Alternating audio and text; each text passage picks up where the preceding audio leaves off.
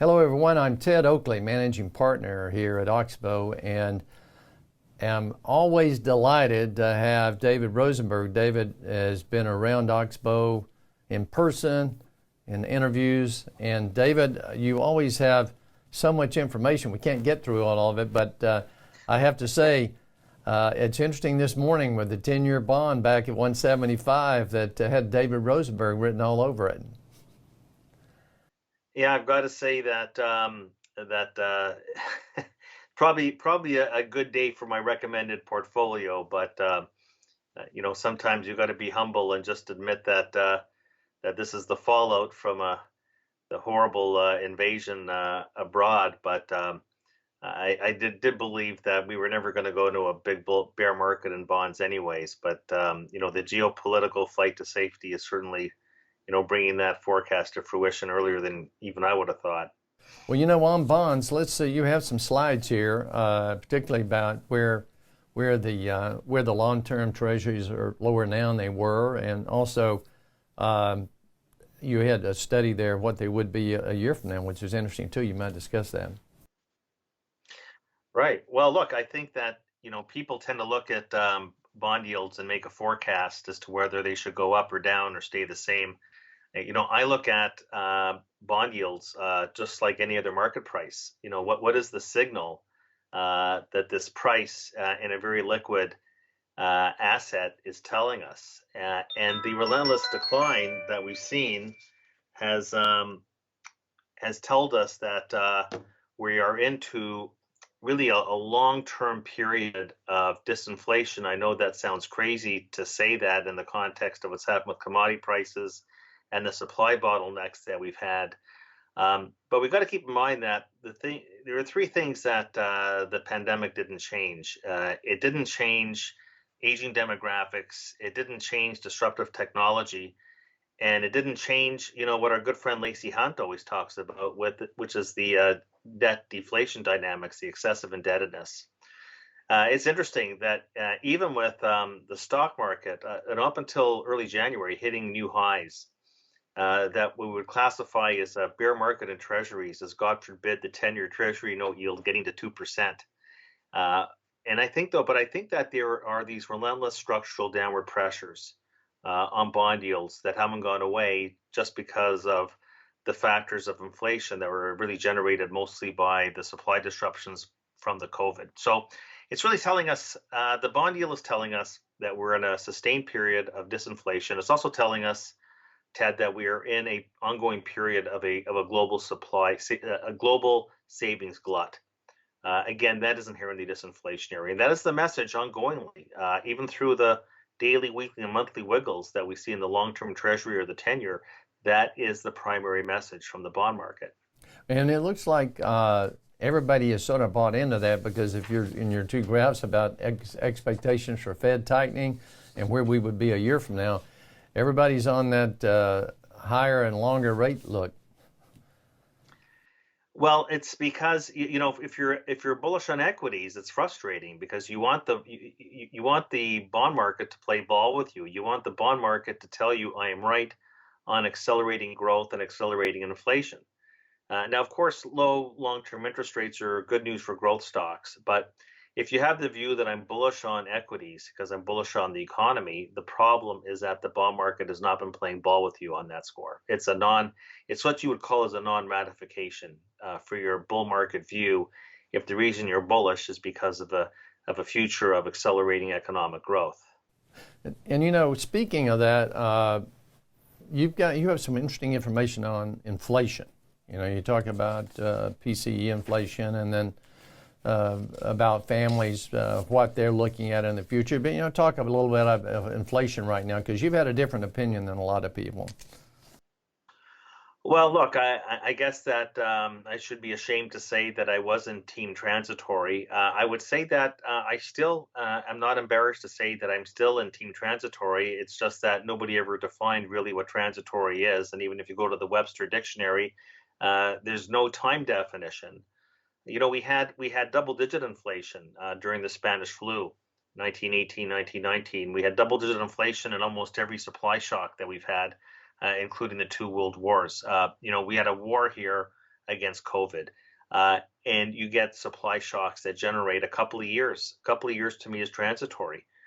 So the inflation really, when you're taking a look at the situation, and you don't have to take my word for it, the San Francisco Fed produces inflation statistics that show what has been due to COVID, what has not been due to COVID. And the COVID insensitive sectors are running just over 3%, right? It's not one, it's not two, it's running just over three. It's not really far off where it was 3 or 4 years ago.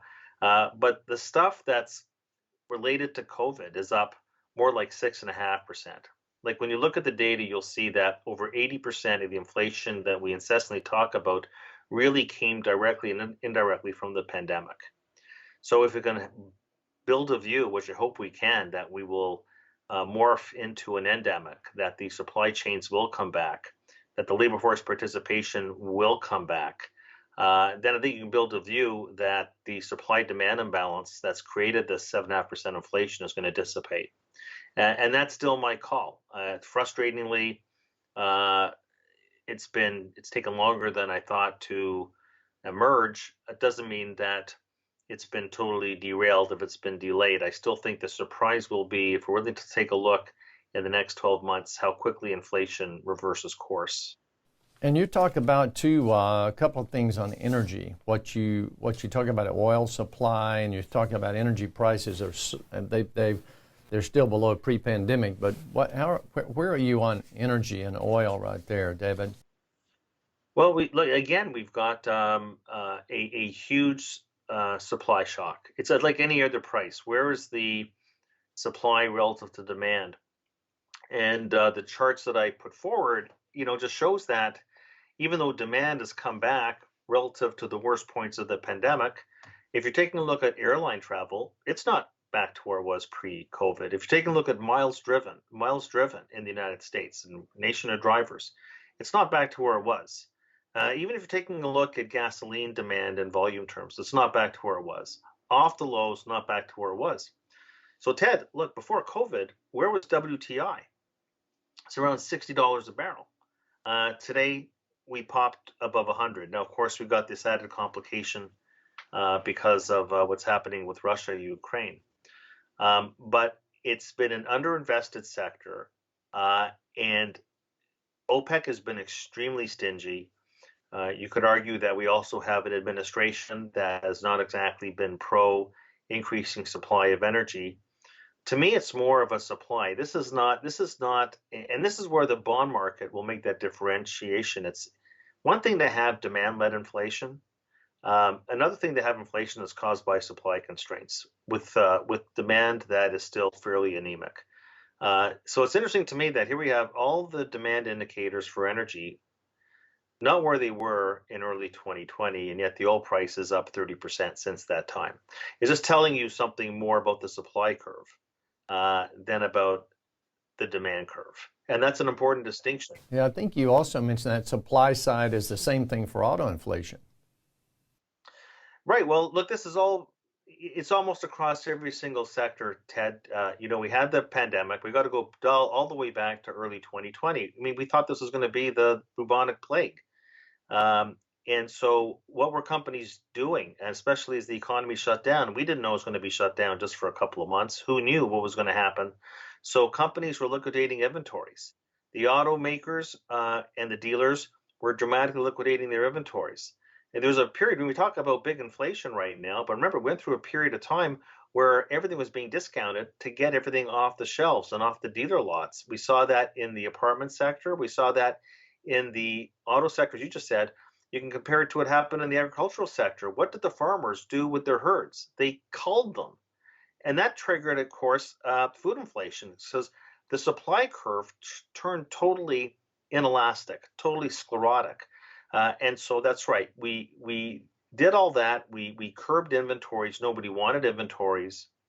Next thing you know, the economy reopens. We have this massive fiscal stimulus packages. Demand comes back with no supply. And then prices, especially for automotive, goes vertical north. And not just new car prices, used rental fleet. That's look, when you exclude, I know people always roll their eyes. They say, "Oh, there goes the economist excluding food and energy. I guess he doesn't eat. I guess he doesn't drive." But when you exclude food, energy, supply side, our diets didn't change. Energy demand is not where it was. But you exclude food and energy, and then you exclude automotive. And you can hardly say it's been a big demand story. Auto sales are telling you it's not a demand story. It's a extremely thin auto inventory story.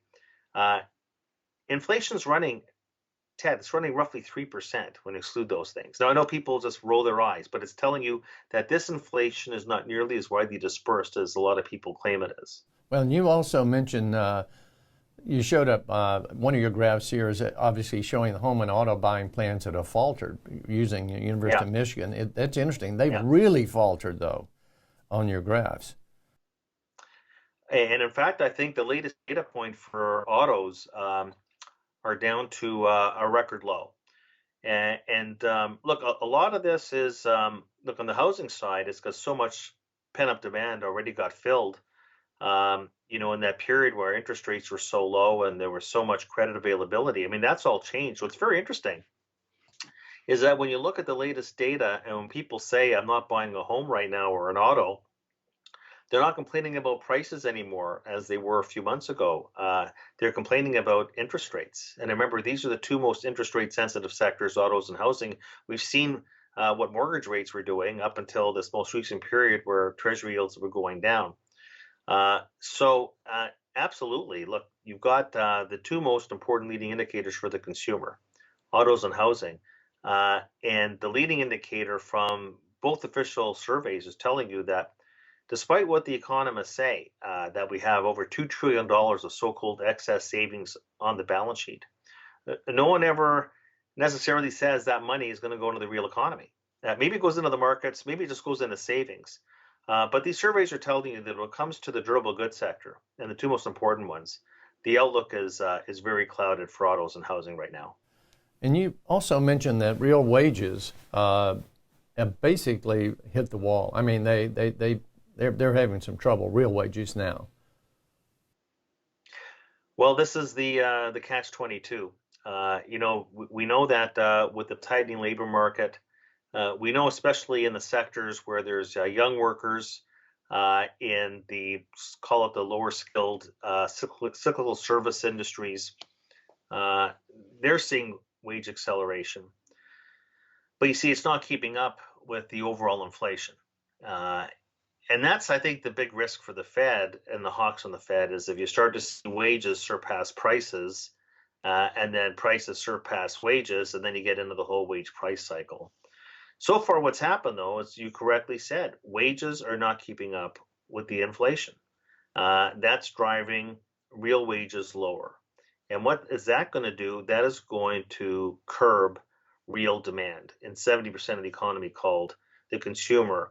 And then you're taking a look, when you talk about the inflation, like I said before, where is most of that inflation? Okay, leave autos out of it, because again, that is, that's supply related. But the reality is that you don't have to really go out and buy a car. A car is not what I call a necessity, but you have to eat and you have to heat your home.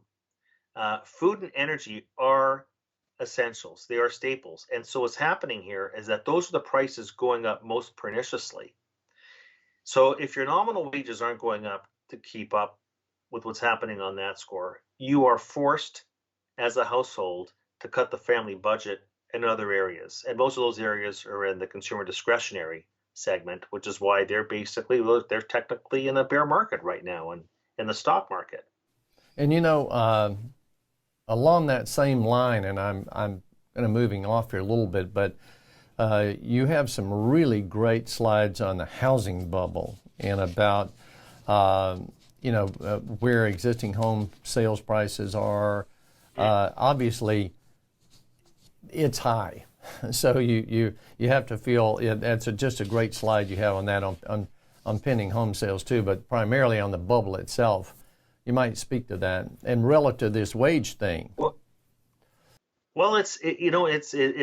homeowner affordability is incredibly strained, and you had two things. Mortgage rates have come up quite a bit in the past 3 or 4 months. I imagine now they'll come down a little with this recent rally in the Treasury market. But you've got a situation where it takes now 8.5 years of personal income to afford to buy a single family home in the United States. When were we last there? In the mid 2000s, when I was pounding my fist on the table when I was chief economist at Merrill over the housing bubble that nobody wanted to believe in. Now, you see, people will say to me, well, of course, this is just a different way of looking at a price earnings multiple in housing, 8.5 years of income to buy a home. Normally, what's normal? If we're going to say normal, the average in the past 50 years is more like 5 years of income. And so you're talking about like 40 to 50% of an excess. Now, people will say, of course, well, interest rates are lower today than they've been in the past. That much is true. But when we normalize this PE ratio for the housing sector with interest rates, and we were doing this at the beginning of the year where yields were lower than they are today, we were saying that even when you normalize for where interest rates are, housing nationwide is still at least 15% overvalued. And I said, basically, if you believe the Fed's going 4, 5, 6 times, some people think 7, and you take away the excess today, even relative to today's interest rates, and you layer on what the Fed's going to do, to mean revert that ratio, adjusted for interest rates, would mean house prices could go down 25 to 30%. Now, I'm not going to say that's going to happen, but what I'm going to say is that would be classic Bob Farrell rule number 1, mean reversion in residential real estate. It's funny, nobody talks. We have been talking about the bubble in FANG stocks and the bubble in equities. Nobody's been talking about the bubble in residential real estate. And it's as acute today as it was back in the mid 2000s. And people are just, whistling past the graveyard. It's incredible. And it's interesting because in all the cities, and we look at the top 20 cities or so, and I'm sure it's the same thing where you are in Toronto, but the thing that I notice about people is they seem to think it will go on forever. When you talk to them, every city says, well, I know, but we're different from XYZ city and that sort of thing. And we're like, wait a minute, if the home price, if your payment per month has just gone up 20% from a year ago, by the way, and the price itself is up 18 to 20, we're almost at the point where you price yourself out of the market, just about. Yeah. Well, look, it's the greater fool's theory, but what's very interesting. What's very interesting is the makeup of today's residential real estate market. Taking a look at, say, the resale market, and you're taking a look at the percentage of people who are actually now buying a home that are first-time buyers. It's well under 30%. On more normal markets, 40 to 50%. We haven't come close to that. It's been an all-cash, investor-based market, and we know the institutional investors have been mopping this stuff up. I mean, they say, look at how tight the inventories are. Well, the institutions are buying up all this stuff, and of course, the first-time buyer has been crowded out. But the thing is that housing, like any other asset class, will move on momentum, and Bob Farrell, famously said, and I'll just paraphrase, that bubbles always go further than you think, but they don't correct by going sideways. And when the momentum breaks, and right now I think we're actually at the straw that breaks the camel's back, the downturn is going to be significant, especially if you consider, the Fed's got a carte blanche. The academics, Wall Street, the White House, all the politicians, the pressure for the Fed to raise rates. I've never seen this before. At a time when you've got tied for the biggest housing bubble since the mid 2000s. And we know what happened after that Fed tightening cycle. We know what happened next. I'm not saying this turns into a financial event like what happened back then. We know the banks are better capitalized. But this is going to be an event on household balance sheets. And you mentioned a couple of your graphs. You show the pending home sales have already dropped off significantly from where they were. I'm talking about year to year. And the conditions for buying houses is back to where it was in the 80s, sort of. Back, when we had the really high inflation. That's an interesting graph you have right there, Michigan survey of buying homes. Well, it's a part and parcel really of a couple of things. A lot of the pent-up demand in housing has been served already. We reaped a lot of that harvest when the Fed was buying mortgage-backed securities driving interest rates down. And people realize that, I don't know if I want to live in a high rise anymore after the pandemic. I'll just go into a single family home and have a backyard, have some open space. One of the themes was having open space. But, at some point, if the price exceeds income if price exceeds cash flow to a certain extent, at some point it will mean revert. And remember that mean reversion necessarily means that you go from one extreme to the other. And I've got a whole module on housing, and you're quite right. What ultimately will break it will be demand.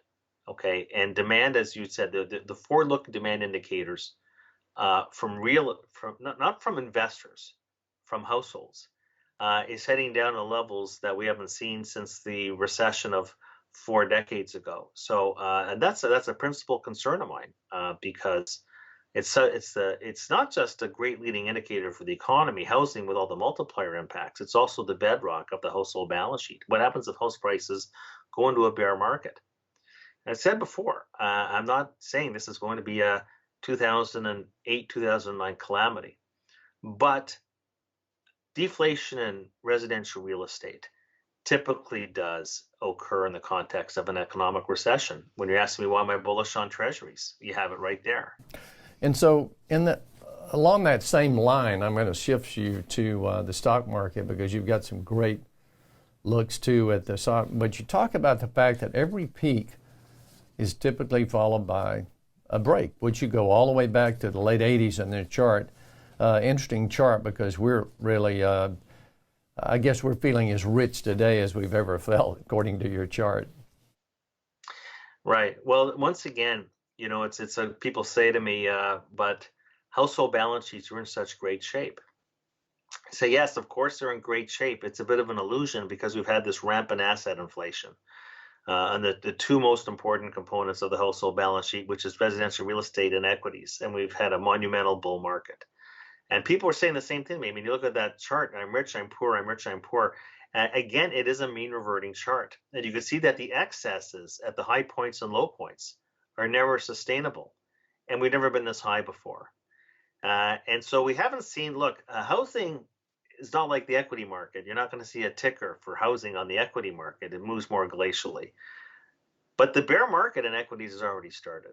And you I think that, mentioned too on this graph that households have never been this exposed. And it's interesting along that line, because we see so many people that say, oh, well, I've been trading them. That's what I do now. I trade the market the last 5 years, and I've done so well that I just want to do that forever. And you remember the last time we saw that was 1999.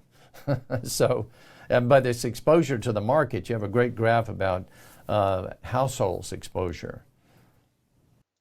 Right. Well, when people ask me, what keeps me up at night, I normally say what keeps me up at night is $43 trillion. And so people say, well, what are you talking about? And I'm saying $43 trillion is the volume of equities on household balance sheets. A decade ago, it was 14 trillion. It's tripled. And when you're taking a look at the overall household asset mix, it's 40%. It's triple what it has been in the past. It's never been this high. And what unnerves me is, of course, this whole cycle of FOMO, fear of missing out, TINA, there is no alternative, the Fed always has your back. What really unnerves me is nobody rebalanced, Ted. Everybody is heading into this year was all in because they all believed that there is no alternative than equities. And they're going to learn that the cycle is the cycle, markets move in cycles, and a lot of people are going to be hurt. But that really what unnerves me the most is that, if we go into a bear market, and look, there's wide swaths of the stock market that actually are in a bear market, will it produce some sort of a panic? Because we haven't even started to see the selling yet out of the household sector. That's the problem. People lost sight of diversification, and we were writing about this, the 60-40 asset mix, who needed that? Just go all in equities. Bonds are for losers.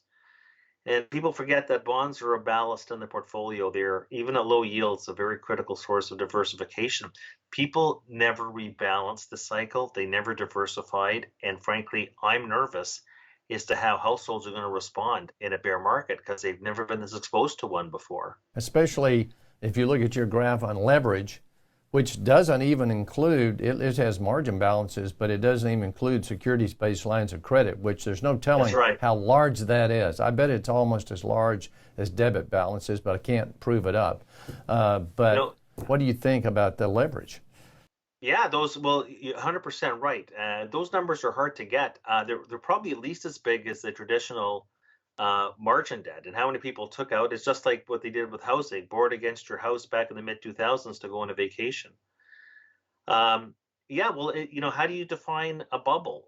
There's the price relative to cash flow or relative to income. There's sentiment, and there's leverage. Those are your three principal. When the light goes off, that we are in a bubble. And it's funny because Alan Greenspan famously said, "Well, you can't tell there's a bubble till after the fact."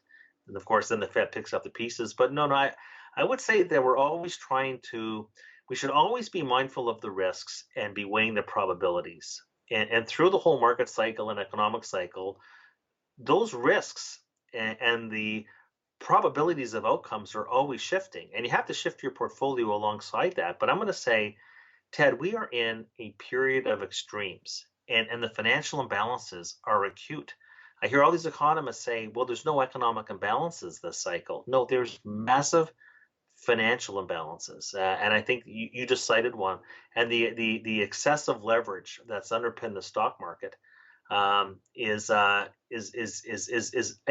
very troubling, because you have to start thinking about what happens if there is forced selling, what happens if there is margin calls.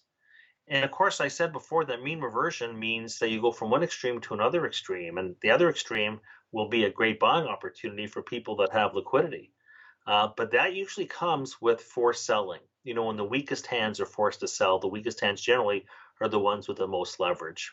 So margin calls will be a big factor taking us to the market lows. And that'll be where people like you will be around with liquidity to help buy these assets at more value at more alluring prices. In the last graph you have is about the cyclically adjusted price earnings ratio, which is a really great graph. Goes back way back to the I think the 30s maybe, and you show it 40 times, which is interesting. You might explain that a bit. Yeah, well, it's the Shiller cyclically adjusted price earnings ratio. So it's really this is actually the gold standard for valuations. It goes back a century. It smooths over the cycle, so it gives you really a great bird's eye view.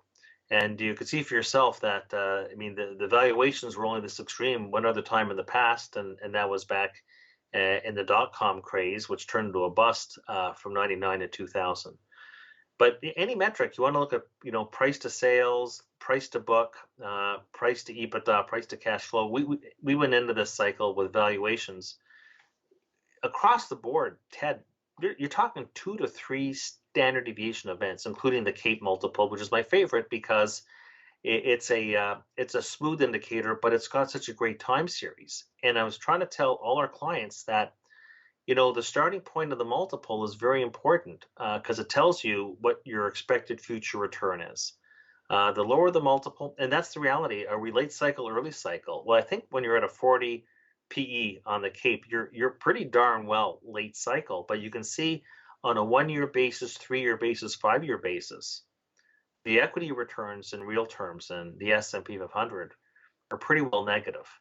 So when we're talking about Tina, there is no alternative. You might want to find alternative to buying the major averages. If you're a great stock picker, go for it. If you want to head over maybe towards Asia, where the markets are a lot cheaper, if you're a value investor, there's opportunities there. But I think that Tina is actually going to run in the opposite direction from what we've been accustomed to over the course of the past few years. Well, and then that last graph you show when that CAPE is above 40, that if you look at the 5-year and the 10-year S&P average change, it's a big number.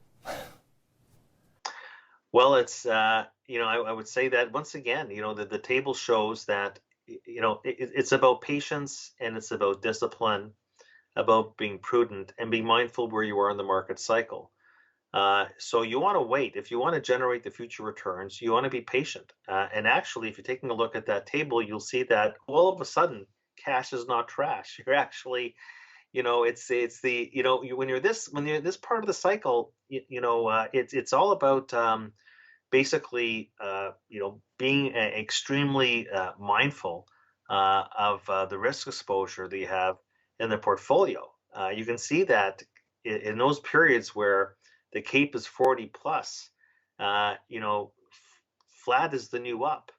And so cash will not be a bad place to be. I still like long treasuries. Look, there's other things you can add to the portfolio, gold, silver. There's a whole bunch of things that we could talk about, farmland.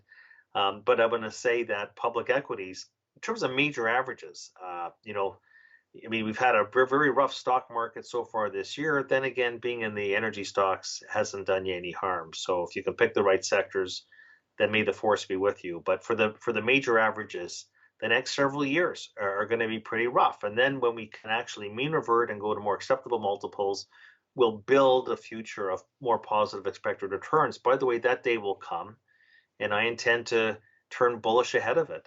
But it might might take a couple of years. Well, you started 2 years ago actually liking energy. If you remember, you were out there on the front on energy, and a lot of people like energy. That was right after they had gotten belted, in 2020, Right. and you were early, but it was a good call. And on that same note, I wanted to ask you, because you've liked gold all along. How do you feel about gold now and miners? Oh, I think that you got to think that they have to be part and parcel of your, call it, geopolitical hedges. We are into, what you might want to refer to as Cold War II right now. We are into something brand spanking new with Russia and Russia's relationship with the rest of the world. Before Russia, we were talking about China's changed relationship with the rest of the world. So we're heading into, I mean, every decade is different, but it seems to have a 1970s feel to me, and not so much that we're going into sustained inflation.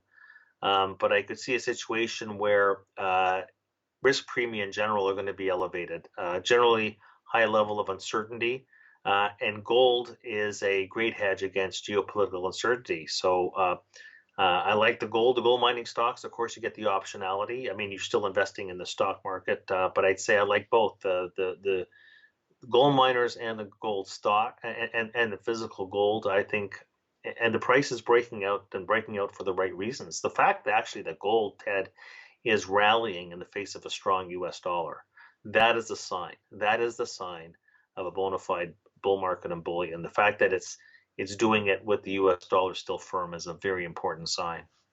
And one of the last questions to you, David. Have you ever seen the investing public any more complacent than they are today in your career? Probably not.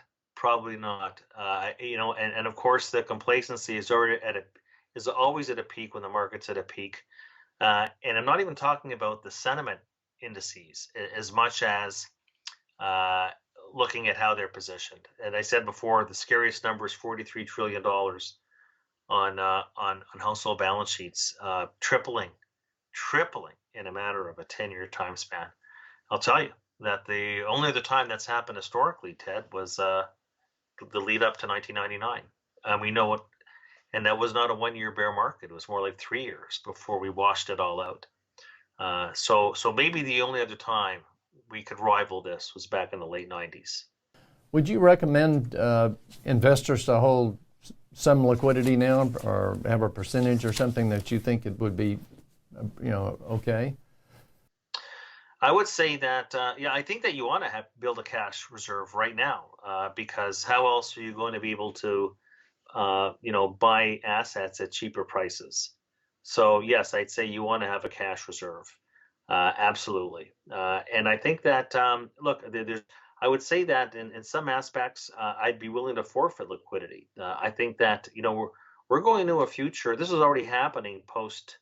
I want to say post-COVID. Let's assume it's going to be post-COVID, but the national security, security of supplies, food security. We come out of this is such a big deal. So if you can get farmland in relatively safe places in the world. Canada, the U.S. A stable, farmland is. So I would say that I'd even say there's some elements of private equity where if you can buy assets at discounted values, and I don't know if you can really do that in the public market, but I'd say that I do want to have cash on hand.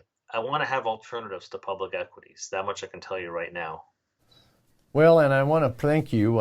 We've really, as usual, enjoyed all the information, obviously all the information you provide us through slides. And I would say to everyone out there that if you want to take David's service, and you can see Rosenberg Research, it's everywhere now, David.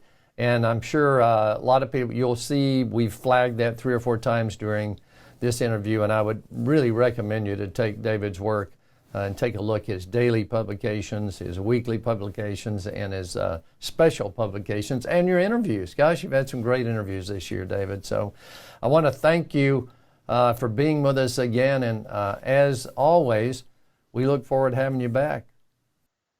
Well, let's hope that day will come in the next little while. That's my forecast, and I'm sticking with it. That the next time we do this, it'll be in person like it was in the old days. All right, David. Thanks a lot. You too, Ted. Thanks for having me on.